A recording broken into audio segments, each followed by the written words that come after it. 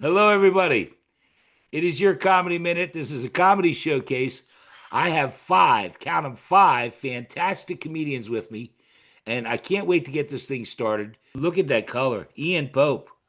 Ian How Oh Pope goody, yeah, is here. everyone. purple. Hi, Hello. Ian. Nice to have you Hello. here, buddy. Hi. Great to be My here. Excited favorite to be here. color. What? Love purple. Purple. This is just this is the haze I'm living in. I love this. This is like Zoom comedy. It feels like COVID all over again. Couldn't get enough of that. Now we're back. The world is I feel ending. I'm like I've still got underground in COVID. my bunker. I'm below the stairs down here. I haven't actually left here since 2020. You guys above ground doing well? Yeah, Oh, fantastic. This is exciting. And March Madness season upon us right now. You've been yeah, watching hoops? yeah. Who you rooting Hmm. for? Well, I live in Iowa, so I'm a big Cyclones fan. We got the Cyclones trying to play tonight to reach the Elite Eight. The Hawkeyes just won last night, beat the Shuckers to advance to the Elite Eight. So all hell is breaking loose in Iowa right now, if you can believe it or not. It's a big deal. The So, Shuckers.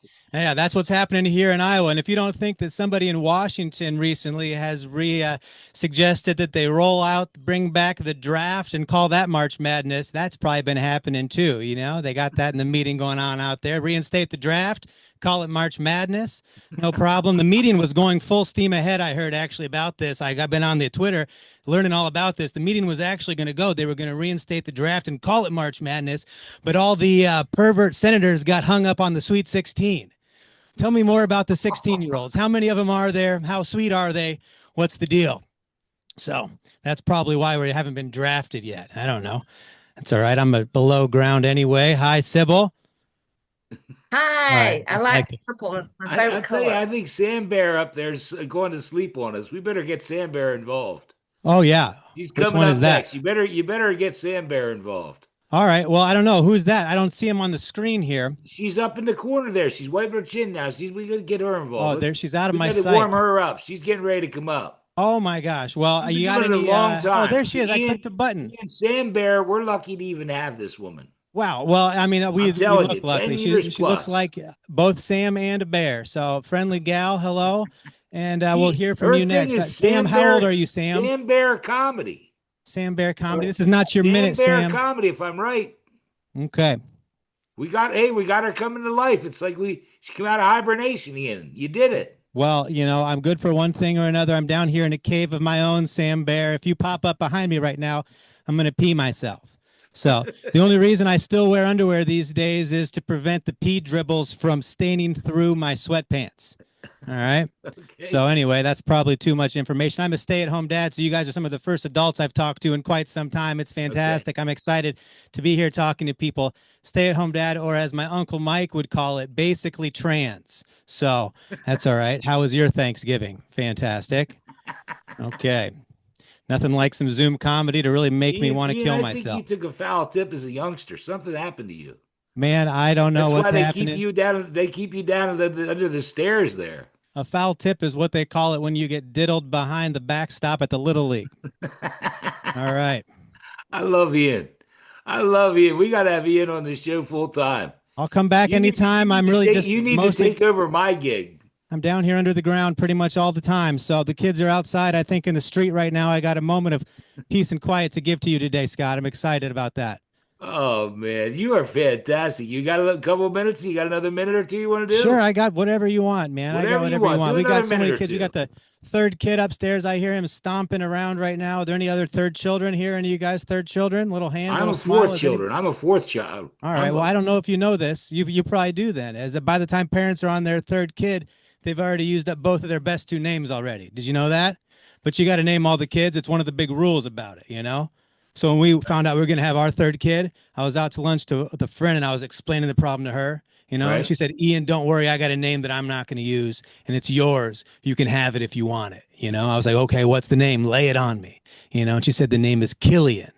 And I was like, okay, interesting, like a nice strong Irish name or something. I was thinking about maybe using it until I realized how crazy it'd be for somebody named Ian Pope to name their son Kill Ian Pope.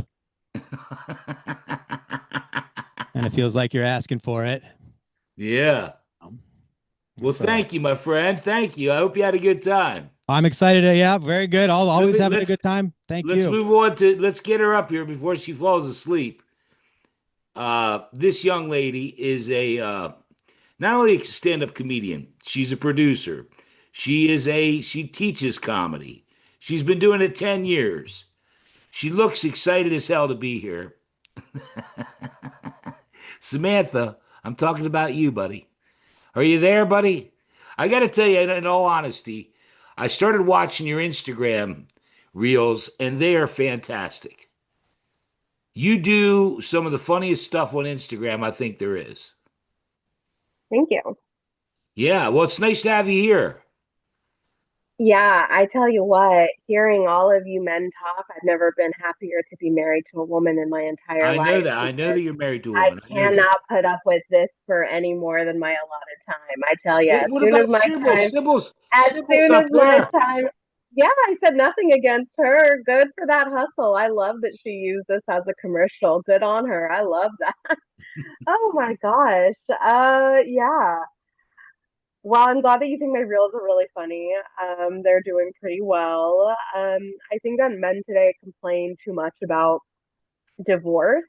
The number one complaint for men who are being divorced is that it came out of nowhere and that women petition for divorce more often than men. It's about a 75% to 25% where the original filer is a woman. And I think men should really consider what women had at their disposal before we had access to divorce. And it was poison. So honestly, divorce is the more humane option. Because back in the 1600s, there was a woman named Julia Tofana who invented an odorless and tasteless face cream that she would just give to women who were being beaten by their husbands for them to give to their husbands to put on. And it really took over 652 men to mysteriously go missing before the church even noticed anything was happening. You know, they were like, what? There is no civil unrest. No one is requiring a task list to get things done. There's no dirty asses walking around. Everyone's clean. What? More orgasms are happening. Hold on. This does not feel like there are men in society. So I just like women to know that if you account for inflation, 642 men going missing in the 1600s in Italy when converted for the US rate is only the equivalent of 15,312. So as long as you stay below that number, the church will never notice that men have been removed from society. So just keep that in mind. And the next time you complain about divorce, remember, she could have just poisoned you. Easy, easy. Oh No, man. I'm divorced. Um, I'm divorced. Imagine that. okay. Yeah. It Yeah. doesn't seem like you like men too much. I deal with them. I don't know. It sounds from what I've heard, the men on here, it doesn't sound like you guys like women too much. How about this?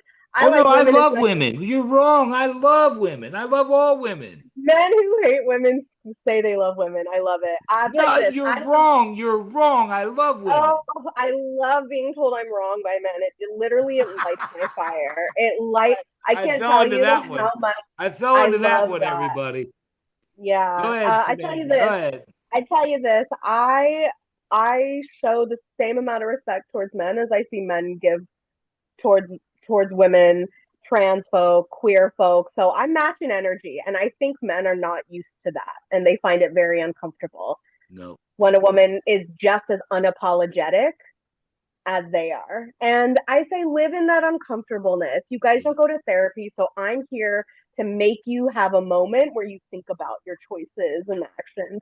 It's really great in comedy. Honestly, I'm often the only woman on the lineup, and I usually point that out. But hey, who doesn't want to come to an all ladies comedy show on a Tuesday night at 11 p.m., right? It's not so.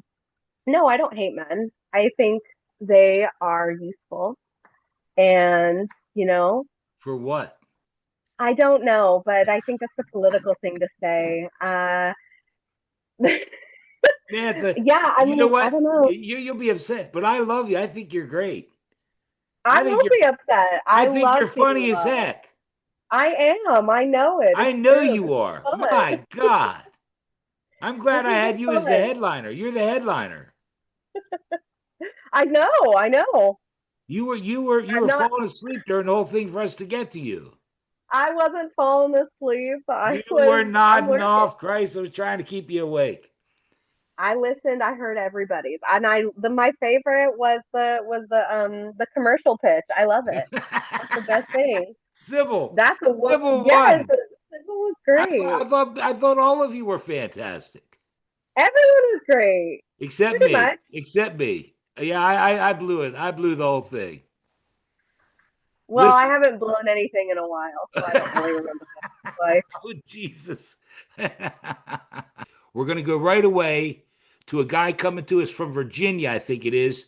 Virginia, and on his Facebook page, it says, I do stuff. BG Wooten, you're up, buddy. Do some stuff. What's up? How All are right, you? I'm here to do some stuff. I'm good. I'm good. How you doing? I feel like a woodpecker in a lumberyard. I'm a little busy. Go ahead. Okay, cool. No, I thought I got noticed for doing comedy for the first time the other day. Actually, it was cool shit. I did a show, left a bar, or left to go to a bar, and this guy walks up to me, and he walks up, and he's just like, and I mean, if you've been around comedy enough, you know what that means. Do you have any cocaine? Of course, so Right. I turn around, big ass stupid smile on my face because I just got noticed for doing comedy for the first time, So I turn around, I'm like, nah, man, I'm sorry, I don't have any cocaine, but I appreciate you being a fan, it's cool. And he just looked at me and he went to the guy to my right, which I found weird as hell because that guy wasn't on the show, but Right. whatever. He asked him anyways. So he goes up to the guy, and of course the guy doesn't know what it means because he's not a comic. And his friend comes out of the kitchen and he's like, "Hey, you can't be asking all the black people if they got cocaine, man." So yeah, it turns out I wasn't noticed for my comedy. I just got racially profiled. Um, so that's cool. That's cool. Way to start off. Uh, I understand I look like the Weekend. You guys know who the Weekend is? I understand I Yeah. look like the Weekend. If nothing went right, absolutely nothing went right. I mean, no fame, no success, no cocaine problem, and I went by Sunday evening.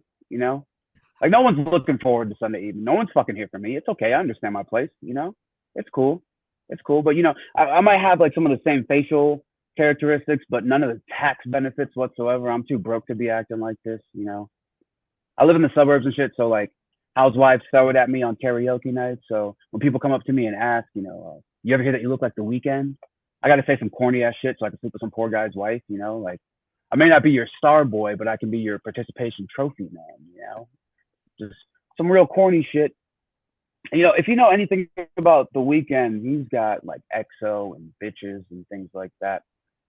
While I just have no PTO and crippling carpal tunnel from Pornhubbing too much. It's not doing me any favors. It's not doing me any favors. Yeah. No, that's cool. I'm celebrating like my first like year of being full time comic. It's a great time. And I know that might sound like glamorous to some people, things like that, but it just fucking means I'm unemployed. I don't have a job. It's hard, but I got a lot of free time. You know what I mean? So in my free time, I like to learn some things. Recently, I learned that Sydney Sweeney and Sabrina Carpenter are two different people. Didn't know that when I had a job. What else? I picked up carpentry actually. I was watching YouTube series and things like that, learning some carpentry. I built my mom a skylight in her bathroom, for Christmas, trying to be like a good son and everything. I knew. Yeah. And all she does is bitch at me because the guy upstairs keeps watching her shower. It's fucked up. I can't win. Let's move on to our next comedian. He's coming to us from Massachusetts. His buddy is. He told me I should have this guy on, Mr. Rue, Sean Ruiz. And I think you've had him on before. Even though Sean said that I should do it, I said, well, okay, yeah, I'll do it. No. Anyway, coming to us from Massachusetts, Pete Mclaughlin. Pete, did I say it right? Yep, you got it right. Pete Mclaughlin, thank you for being here. Go ahead, my friend. All right. Well, I've been fat my whole life. When I was a little kid, they used to call me Crisco Kid, fat in a can. I'd have pregnancy panels sewn into my band uniform. Just to get here tonight, I had to have my girlfriend sit on my stomach like overstuffed luggage. So if anybody in the front row loses an eye, I do apologize, but I'll need the button back. Being fat really kind of sucks clothing wise. The four word phrase that I hate most in the English language is one size fits all.